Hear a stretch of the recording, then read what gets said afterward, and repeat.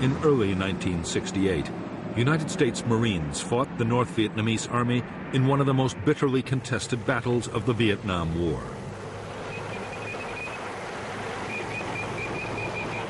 For 77 days, 20,000 NVA troops laid siege to the Marine combat base at Khe Sanh. At stake was the control of the gateway to South Vietnam.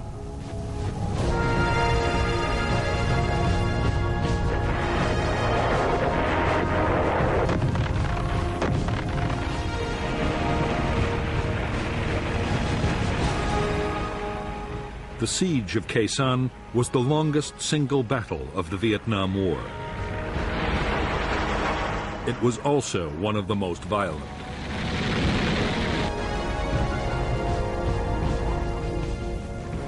There were savage artillery duels, mass infantry assaults, and fierce hand-to-hand combat.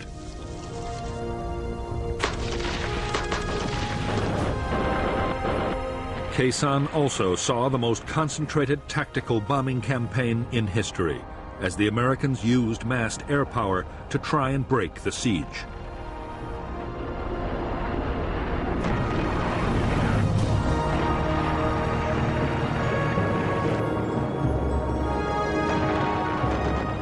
The North Vietnamese meant their attack on Khe Sanh to deliver an historic victory that would destroy the will of the United States to carry on the war. In fact, in spite of immense sacrifice, the North Vietnamese army would fail.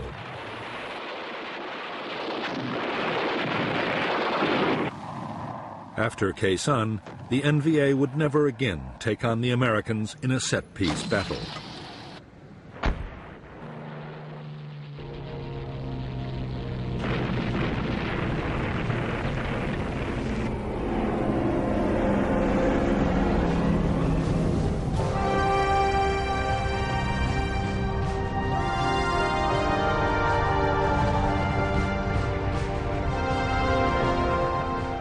In March 1965, 3,500 U.S. Marines had been the first American combat troops sent to South Vietnam. Their orders were to defend an air base at Da Nang, but their mission didn't stay defensive for long.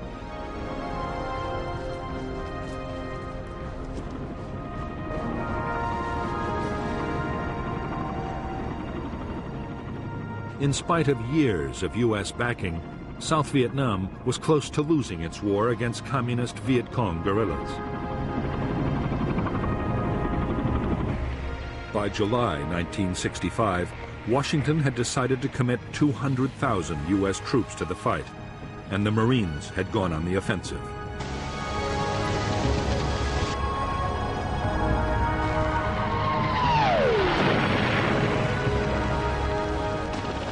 American commanders saw their role as taking on the Viet Cong's big units, the battalions and regiments.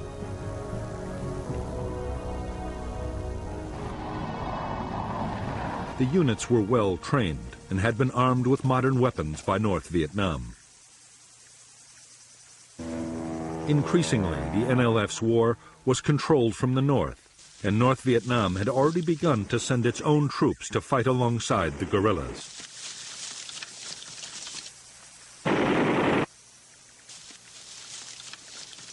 The first big battle between the Americans and the Viet Cong was in August 1965. In Operation Starlight, the Marines smashed a Viet Cong regiment. In November, in the Ia Drang Valley, the 1st Air Cavalry Division battled nearly 6,000 North Vietnamese Army troops. According to General Westmoreland, the Americans killed more than 1,200 in a storm of heavy fire.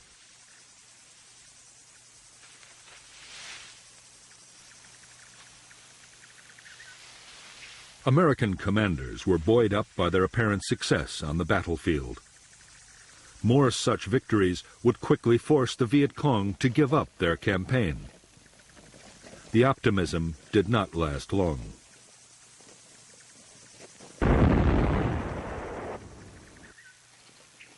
By the close of 1965, the Americans were finding it impossible to make the Viet Cong fight pitched battles. Meantime, U.S. casualties were rising fast from ambushes, booby traps, and surprise attacks.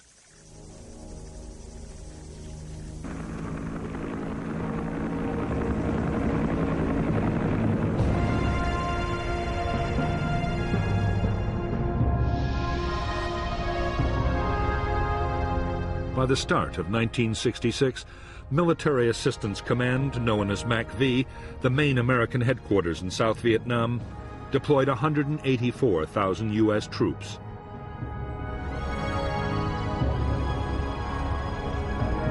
Army units were concentrated in the Saigon area, in a strip along the Central Coast, and in the Central Highlands.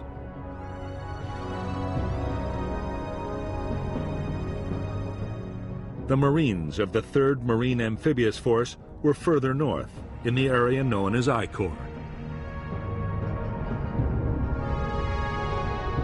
I Corps bordered the demilitarized zone separating North and South Vietnam.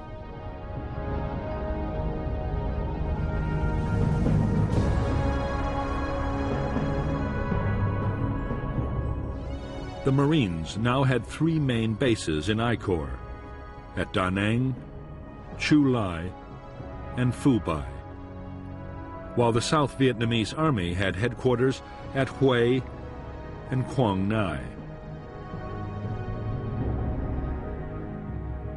The threat came from NLF battalions in the countryside and the border areas, the North Vietnamese Army on the demilitarized zone, and from tens of thousands of local NLF inside the heavily populated coastal belt.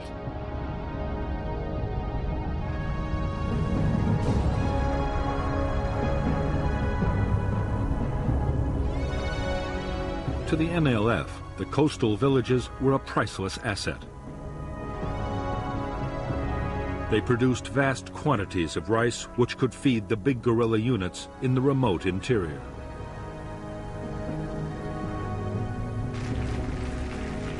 They also produced large numbers of recruits.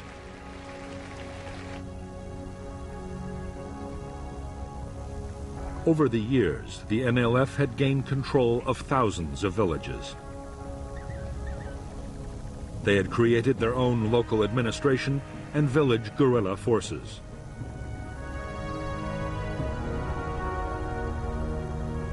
The villages also played host to the big units as they passed through on operations.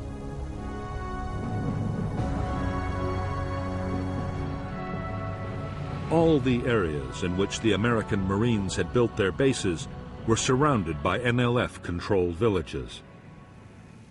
Marine sweeps through the settlements rarely managed to find them.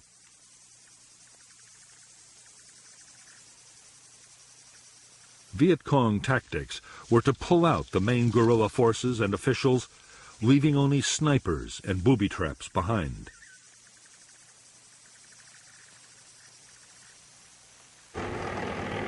After the Marines had moved on, the fighters would quickly return. For the Americans, it was deeply frustrating.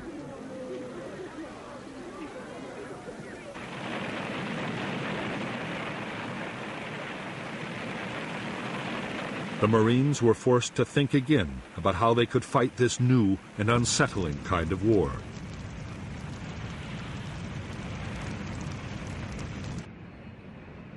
The answer the Marines came up with was a pacification program.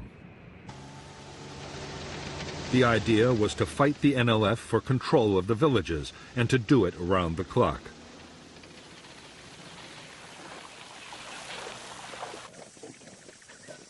Squad and company-sized units patrolled vigorously and mounted constant ambushes.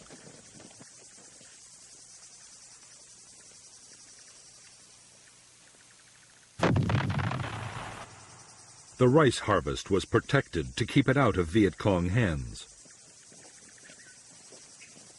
In areas that stayed hostile, whole villages were moved by force to districts already pacified.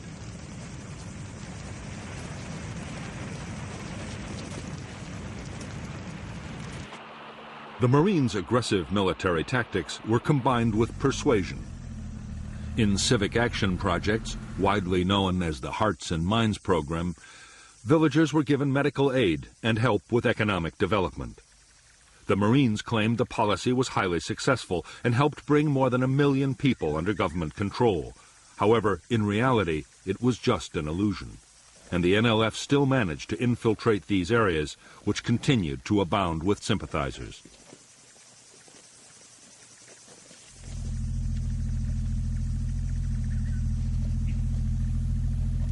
The change came in mid-1966. General Westmoreland, the commander of U.S. forces in South Vietnam, had never agreed with the Marines' methods. He believed that controlling villages was a waste of highly trained and heavily armed troops. Westmoreland argued that the Marines should instead be used to pursue the enemy's big units in the remote interior.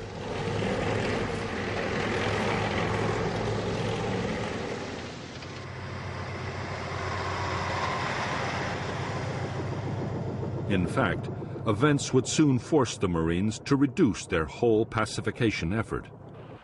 Civil unrest erupted between South Vietnamese factions right across the country.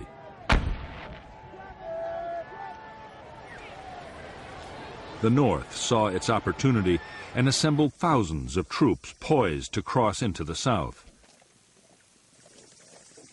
It was a threat the Marines could not ignore.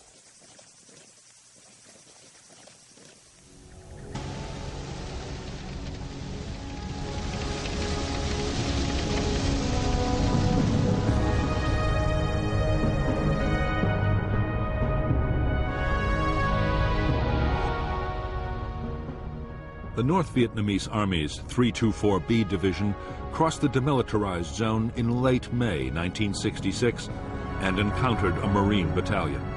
The NVA held their ground, and the largest battle of the war to date broke out near Dong Ha. General Walt moved most of the 3rd Marine Division north, 5,000 men in 5 battalions.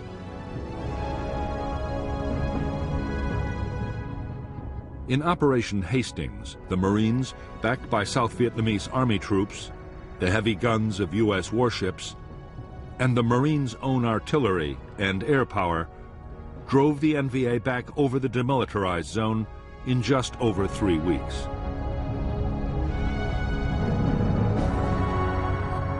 Because the Marines were forbidden to cross the demilitarized zone into North Vietnam, the 324B Division, along with elements of 2 more divisions, were able to regroup and return to the south almost at once.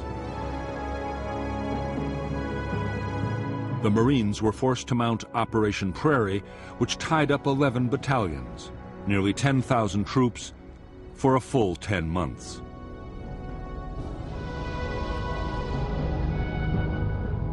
To support the operations, they and Special Forces units built a string of combat bases stretching from Jiolin in the east to Khe Sanh in the west.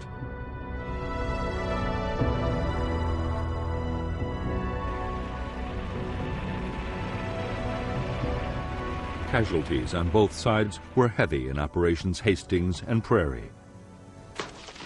Although over 300 Americans were dead and nearly 1,500 wounded, it was a victory for the Americans.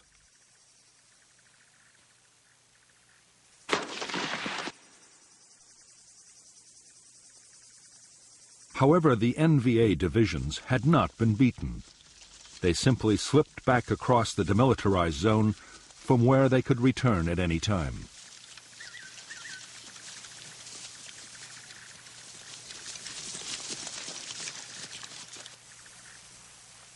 The Marines now had little choice but to keep strong forces in the area. As the Americans had expected, in the first months of 1967, North Vietnamese Army units once more began infiltrating into the south.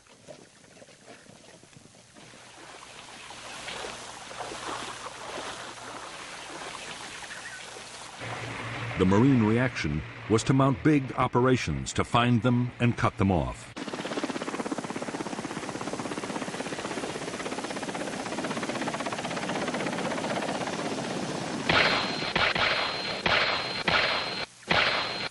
Both sides were determined to control the hilltops dominating the valley trails. The bloodiest battles of all were those fought for the hills surrounding the Marine combat base at Khe Sanh. These were 881 North and South and Hill 861, thus named for their height in feet.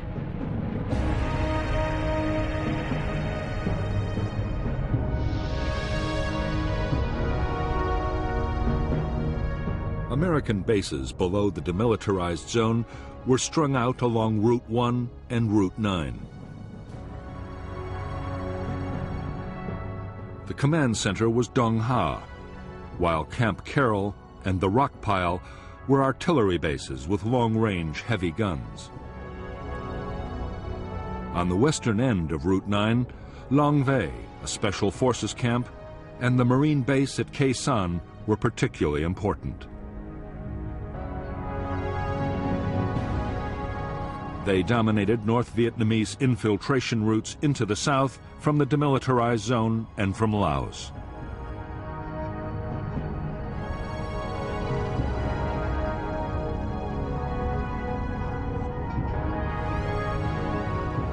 Khe Sanh Combat Base sat astride the valley of the Rao Quan River, with Dong Tri Mountain to the north and a series of smaller, numbered hills to the northwest.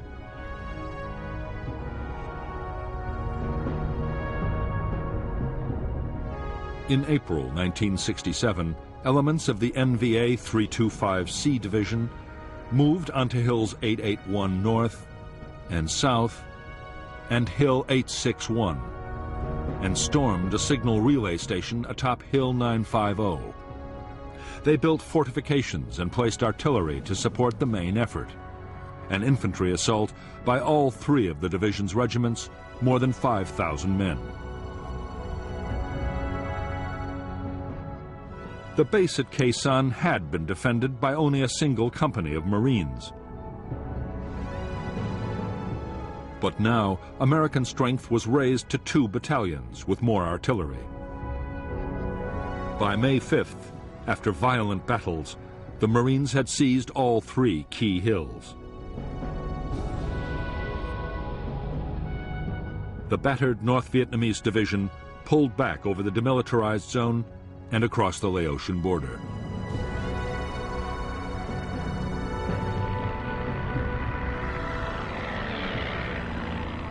After the hill fights at Khe Sanh, the war on the demilitarized zone shifted to the eastern sector. North Vietnamese artillery, hidden inside the zone, hammered Marine bases, causing heavy casualties. 30,000 NVA troops tried to infiltrate past the American outposts.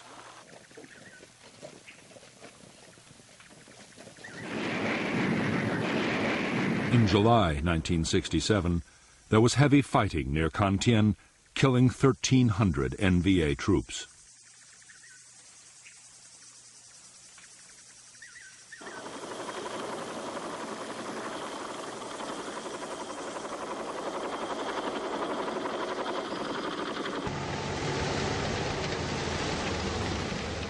During the last months of 1967, the Marines launched one operation after another to try and intercept infiltrating NVA forces. It was no easy task. The terrain was rough. There were never enough helicopters, and poor weather often shut down air operations. Meanwhile, powerful NVA units were once again massing in the hills and forests around the Khe Sanh combat base.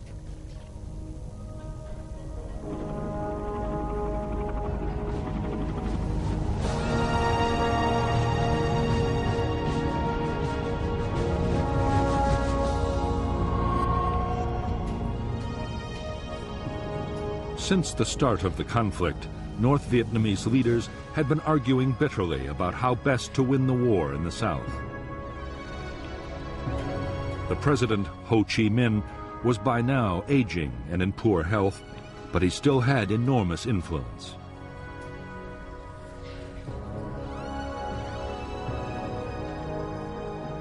Ho was revered by millions of Vietnamese, North and South, and any big decisions had to be approved by him.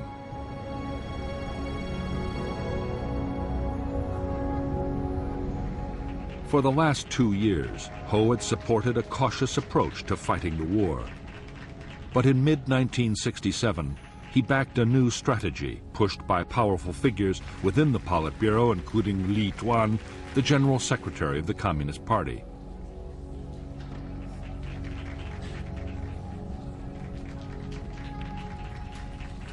The plan was to mount an all-out offensive against the cities and towns of the South.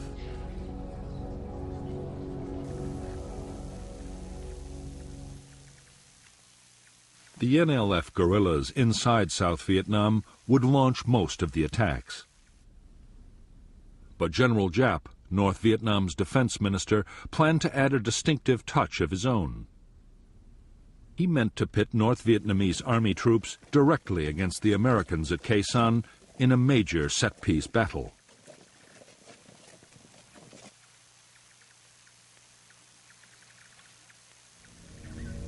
He would even direct the attacking forces himself.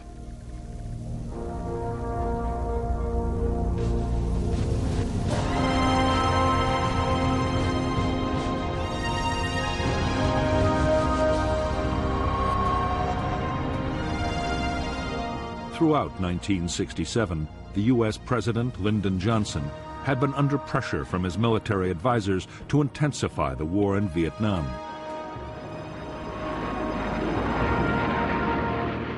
The Joint Chiefs of Staff wanted the president to ease the many restrictions on the bombing campaign against the North. They also wanted ground attacks against enemy sanctuaries in Laos and Cambodia, perhaps even into North Vietnam itself.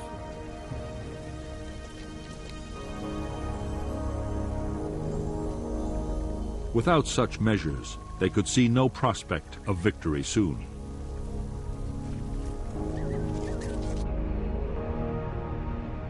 President Johnson's fear was that expanding the ground campaign might draw China or the Soviet Union into the war.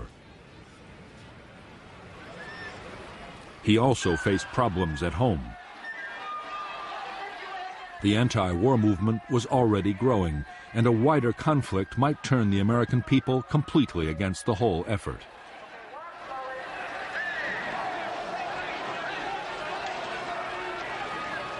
The last thing the president wanted to hear was that the communists were preparing for a major offensive.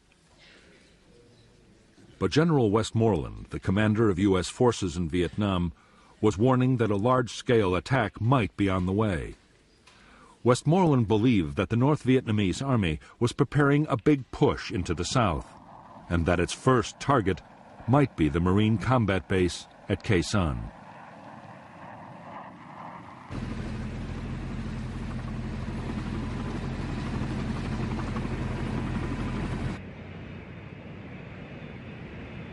Although the president and his advisors were deeply worried by the news, Westmoreland himself was optimistic.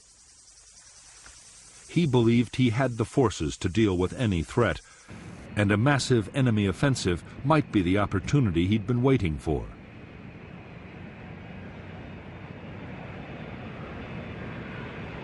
If the North Vietnamese army came out into the open to fight pitched battles, there was a real chance of a decisive American victory.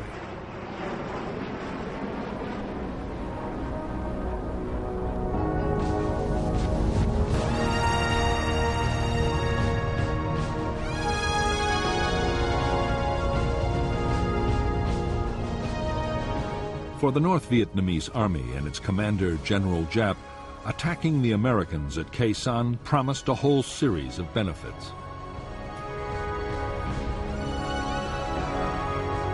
The buildup would draw American attention away from the southern cities, the main targets of the Tet Offensive. A successful attack would also open a clear route into South Vietnam.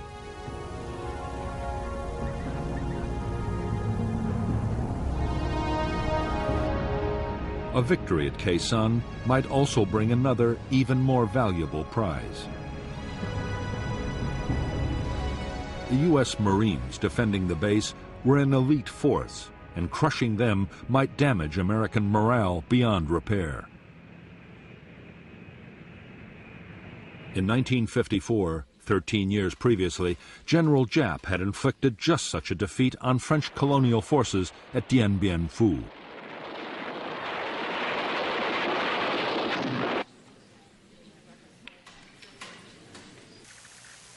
In selecting Khe Sanh as the site for a set-piece battle with the Americans, General Giap had chosen carefully.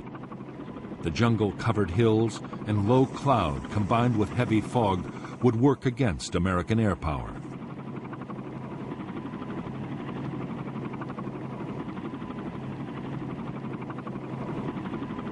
And while his own troops were close to supplies and reinforcements, the Americans could be cut off from any outside help.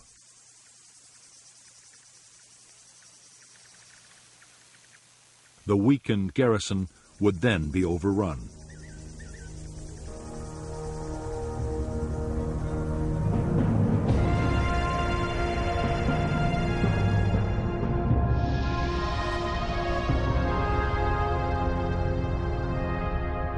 From March 1967, the Americans had succeeded in sending heavily armed convoys down Route 9 to Khe Sanh. However, in July, an attempt to get long-range artillery to the combat base was blocked by North Vietnamese ambushes.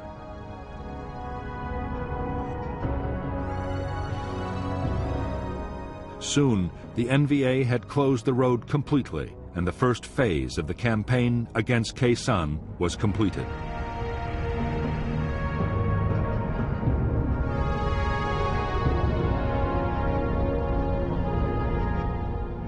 The next stage in the North Vietnamese plan was to deploy infantry north and west of Khe Sanh.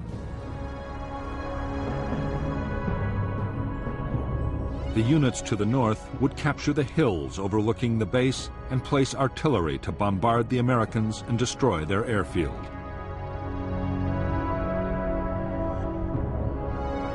They would also mount ground attacks to create a diversion.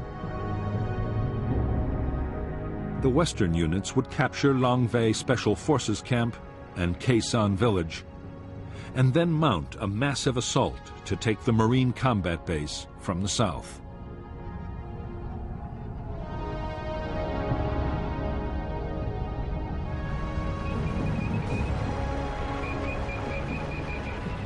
A vital ingredient of General Giap's plan was to soften up Khe Sanh and its surrounding hill outposts with massive artillery bombardments.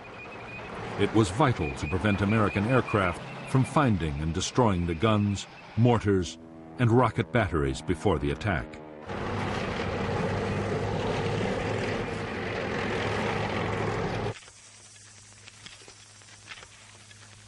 The troops made enormous efforts to protect the artillery by hiding it in caves or specially dug pits.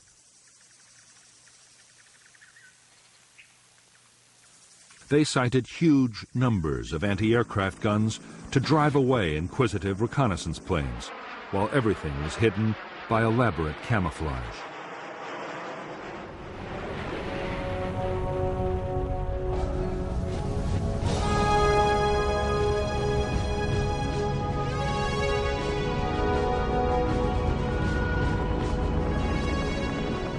From the start of the war in Vietnam, U.S. military commanders had believed that the best form of defense was to attack in strength.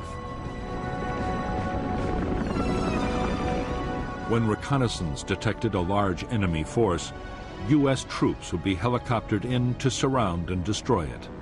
Although they often flew straight into an ambush, in the main the strategy worked.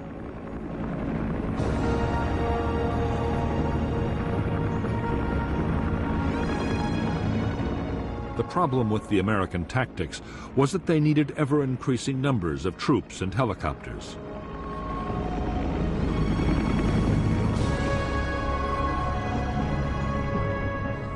In Washington, Robert McNamara, the Secretary of Defense, worried that the constant demand for more men would eventually destroy public support for the war. Throughout 1967, McNamara had pushed for a strategy that would reduce the need for manpower. One proposal in particular McNamara adopted enthusiastically. The idea was to clear a line along the demilitarized zone and build an electronic barrier to stop enemy infiltration from north to south. The plan, called the Strong Point Obstacle System, was expected to cost $1 billion. To U.S. troops on the ground, it made no sense. They christened it McNamara's Line.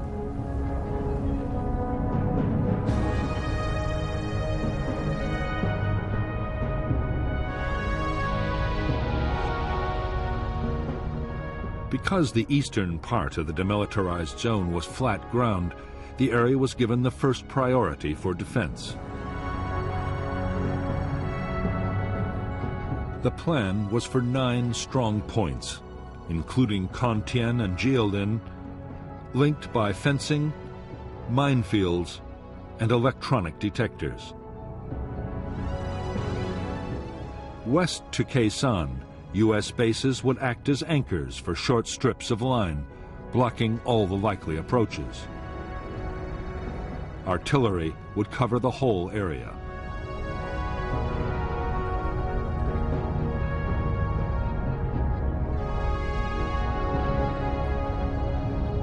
By the end of 1967, the eastern part of the Strong Point Obstacle System was almost complete.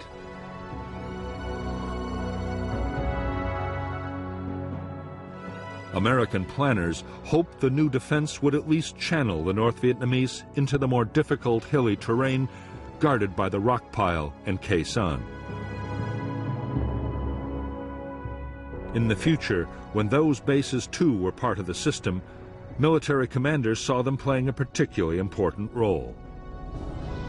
If full-scale ground operations were ever launched into Laos, the barrier would protect the Americans from flank attacks.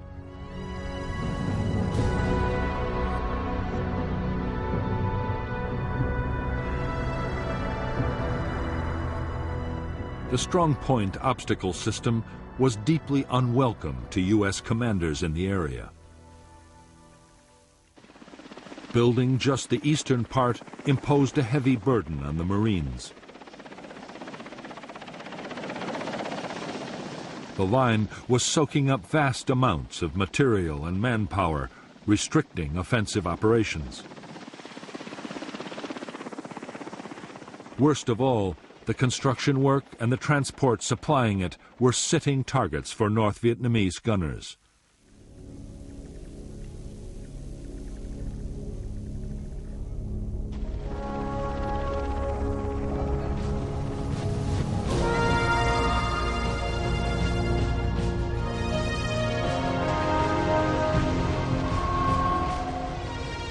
Altogether, the North Vietnamese army numbered just under 470,000 troops in 12 divisions and 100 independent regiments.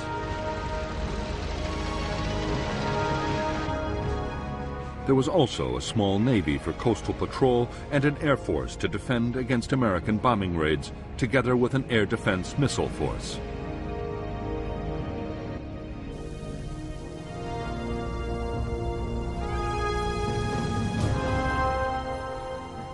China had also committed 50,000 advisors and engineers to repair damage done by American bombing and so free North Vietnamese troops for combat operations.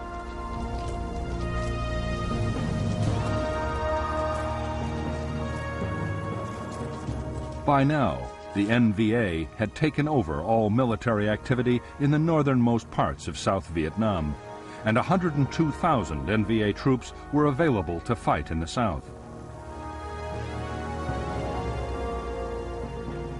All the same, the planned Tet Offensive was not meant to depend heavily on the Northern Army. The southern guerrillas, the Viet Cong, would do most of the fighting, and just over a quarter of NVA units in the south were to be committed to Tet. The rest would either be held back as a reserve or thrown into the battle against the Americans at Quezon.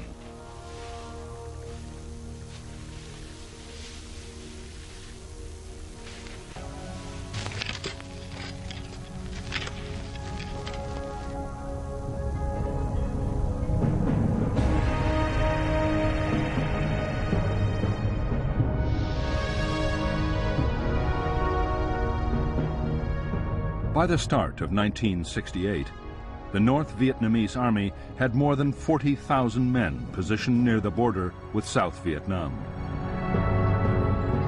One division was to launch attacks down the east coast to take Da Nang and other important centers. 4 divisions and 2 regiments were massed for the assault on Khe Sanh and for follow-up operations to seize the northern provinces.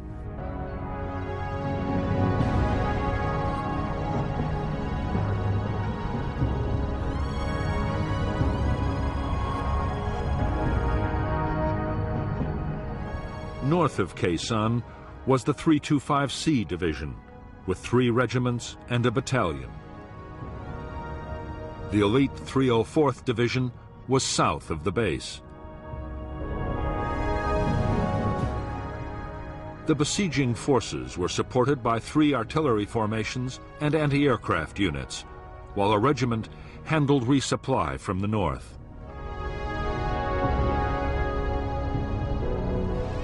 Further east, another division was placed to threaten the American artillery base at the rock pile, to keep Route 9 cut, and to act as reinforcements.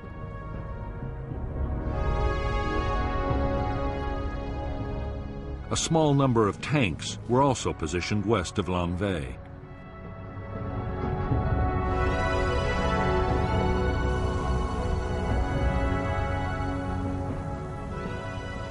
If the battle for Khe Sanh was to end in victory, General Giap and his planners knew that an uninterrupted flow of supplies would be the key.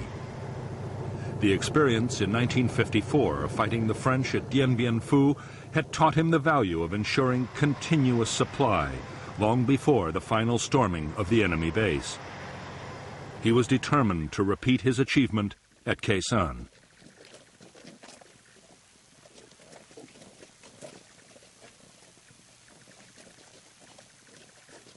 To get ammunition, food, and materials to the forces attacking Khe Sanh, Giap ordered the building of 2 new roads.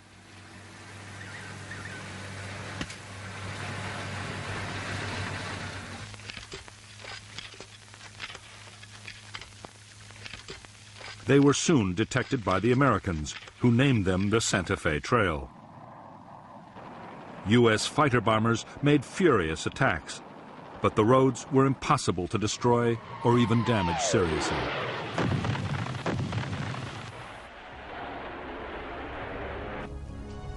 The Santa Fe Trail was heavily camouflaged and fully equipped with bunkers, storage depots, and way stations. The roads were protected by heavy anti-aircraft cover. Already, supplies had been built up near Khe Sanh for between 60 and 90 days of sustained combat.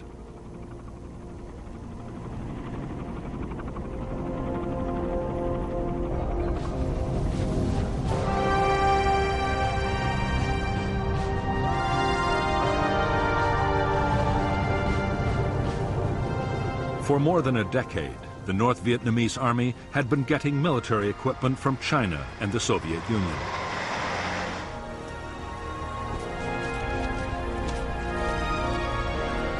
The best NVA divisions were extremely well armed. The rugged and effective AK-47 assault rifle was perfect for the harsh battlefield conditions of Vietnam.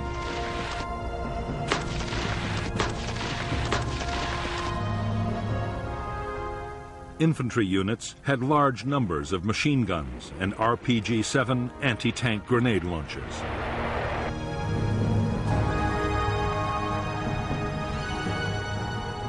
The main defense against American air power for the troops around Khe Sanh was the Soviet K-38 heavy machine gun. Near special installations, the NVA anti-aircraft units were armed with 37mm anti-aircraft cannons, a menace even to the fastest American jets.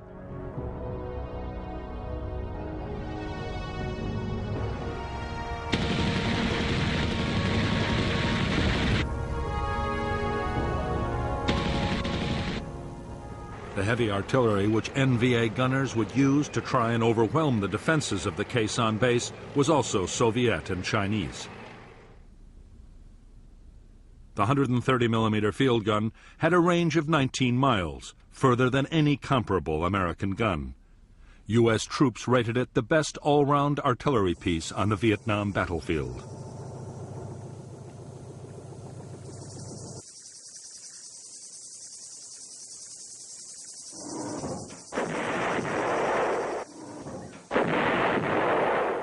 The guns would be reinforced by huge numbers of rockets and heavy mortars.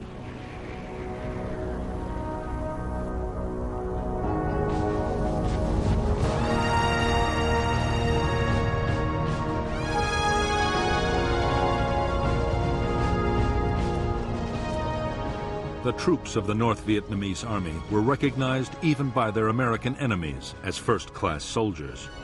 They were extremely well-trained and disciplined.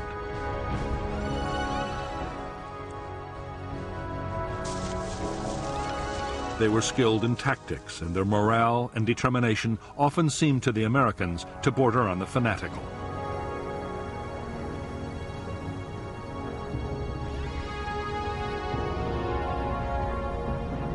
In fact, during 1967, as losses soared, North Vietnamese Army morale had slumped badly. Desertion threatened to become a real problem. The grueling trek from home bases to distant Khe Sanh had also taken its toll.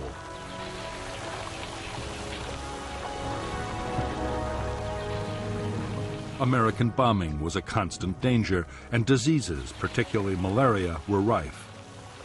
Most of the NVA soldiers who were massing to attack Khe Sanh were from the coastal lowlands of North Vietnam and found life a misery in the sodden, insect-infested jungles, as did their enemy.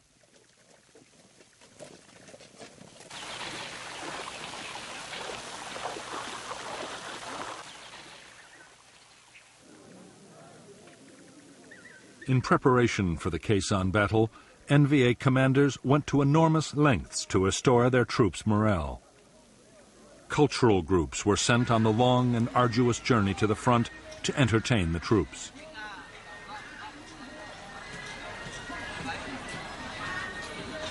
The message was simple and was reinforced at every opportunity by political officers.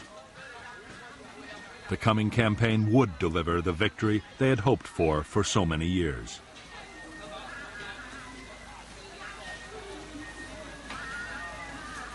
The propaganda effort worked well.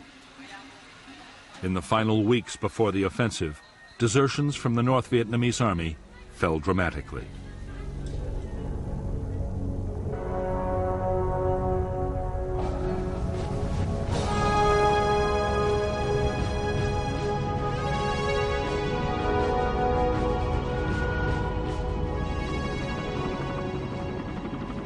In late 1967, 73,000 of the almost 500,000 American troops in South Vietnam were United States Marines.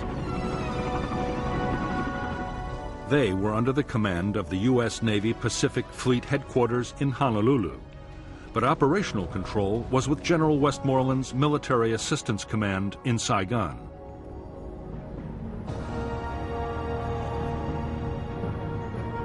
From the start, the independent status of the Marines had led to friction. Often they were accused by the Army and the Air Force of fighting their own private war.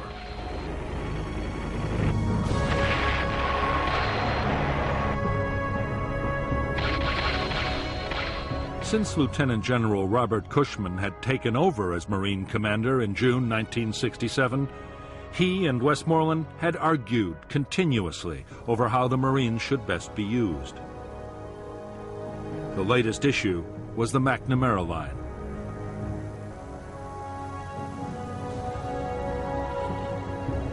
The idea was strongly opposed by the Marines, but Westmoreland had become a strong supporter.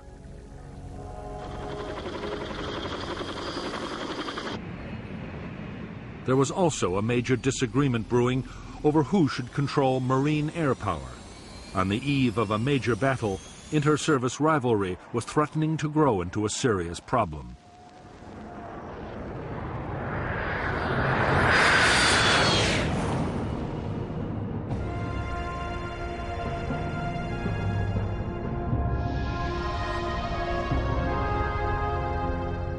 All American units in I Corps were commanded by the 3rd Marine Amphibious Force with its headquarters at Da Nang.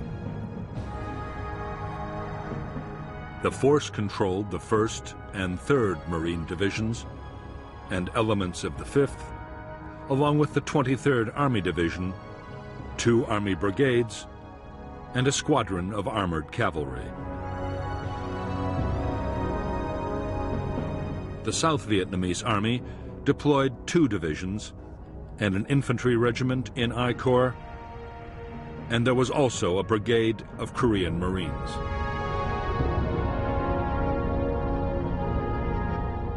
Air support for operations in I Corps was provided by a U.S. Air Force Tactical Fighter Wing, the 1st Marine Air Wing, and a South Vietnamese Air Force Squadron.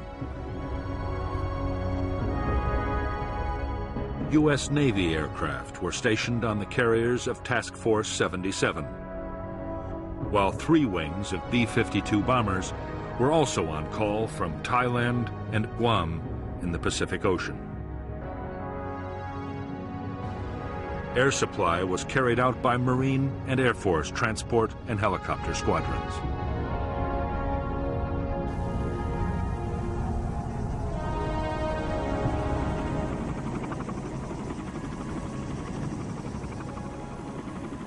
As more than 100,000 men, half of all U.S. combat units in South Vietnam, had been concentrated in I Corps, the supply system had been strained to the limit.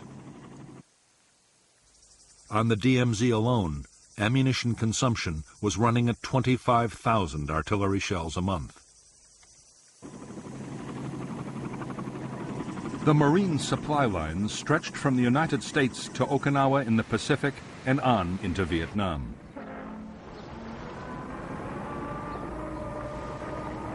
The U.S. forces required 21,000 tons of food, ammunition, fuel, and general supplies daily. As a result, there was a constant stream of ships and air freight into Da Nang.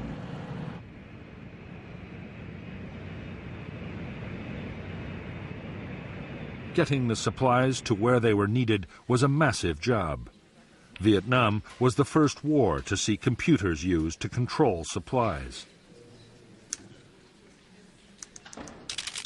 The requisitioning system handled over 80,000 different items, from boots for the men to spares for helicopters.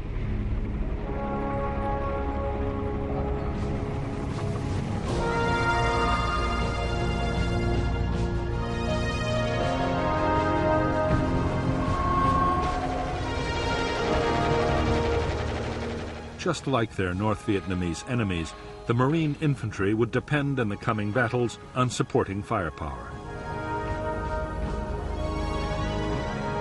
They had large numbers of medium and heavy mortars.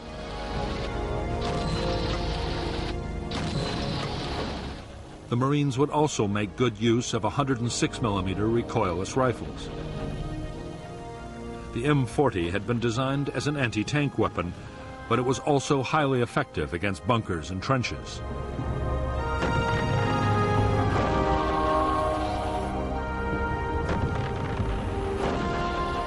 Marine bases always had their own standard 105mm artillery pieces. The guns had a range of 7 miles. Some bases, including Khe Sanh, also had powerful 155mm howitzers. They could lob a heavy shell over 9 miles at a rate of 4 rounds a minute. The base could also call in supporting fire from the Army's huge 175mm self-propelled guns. These weapons could fire a 170-pound shell 23 miles, just enough to reach the Khe Sanh area from the rock pile or Camp Carroll.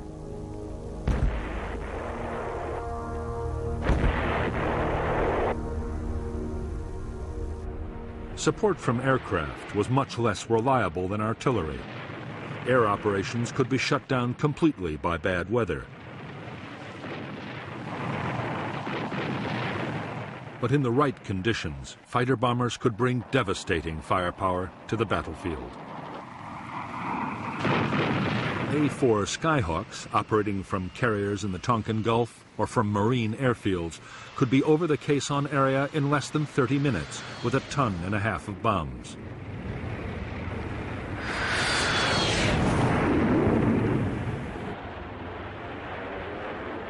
Navy, Marine, and Air Force Phantoms were also on call.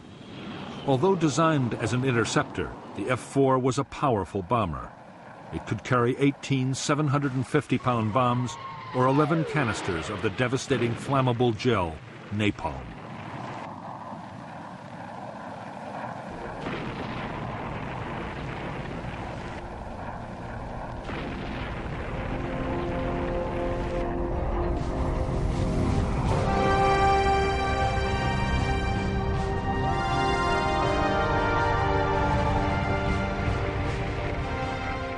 As an elite formation which could attract recruits of the highest quality, the United States Marines had for years been an all-volunteer force.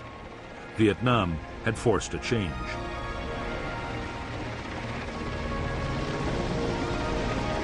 Restricting tours of duty to 13 months and the steady accumulation of casualties meant the Marine Corps had to take in draftees. Around 20,000 men had been drafted in by the end of 1967.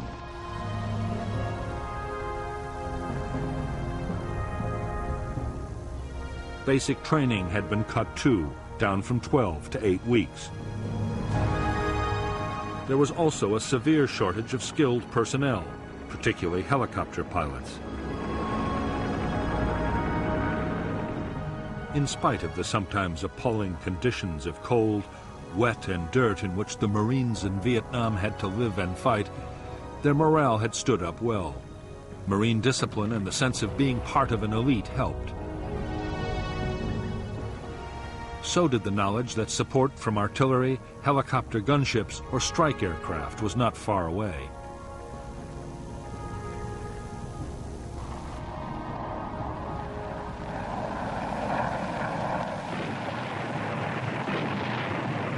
But nothing helped the morale of the men as much as the superb medical evacuation and treatment system. After emergency treatment by a medic on the spot, a wounded man could expect to be picked up by medevac helicopter in less than half an hour.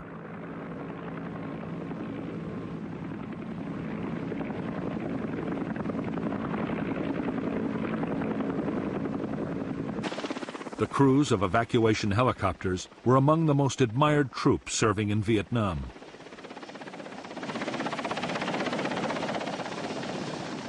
The pilots would go to extraordinary lengths to get wounded men away, even under heavy fire.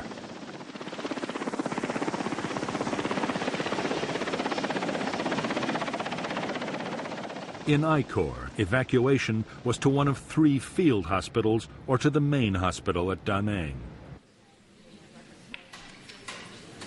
There were also 2 fully equipped Navy hospital ships, each with more than 500 beds. So effective was the Marine medevac system that 99% of evacuated Marines survived their wounds.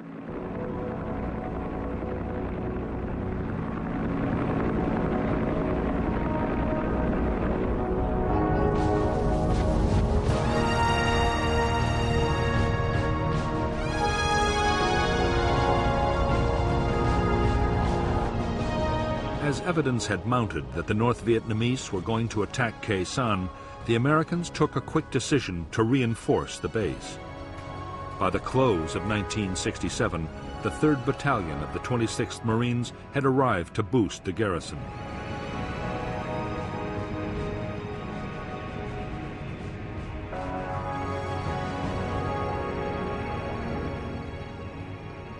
New bunkers, quarters, and perimeter defenses had to be built fast. Building materials that were meant for the McNamara Line were quickly diverted to Khe Sanh.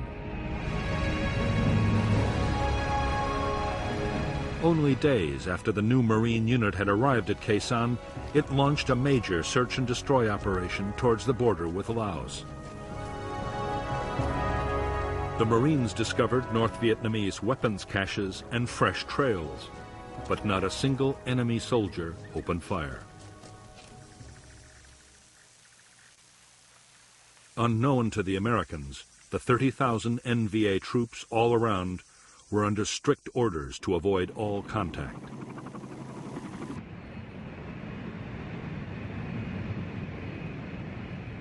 Christmas 1967 came and went on the demilitarized zone, but the North Vietnamese stayed uncannily quiet. However, there were signs of intense NVA reconnaissance around Khe Sanh. Most Marines now believed the question was not whether the North Vietnamese meant to storm Khe Sanh, but when.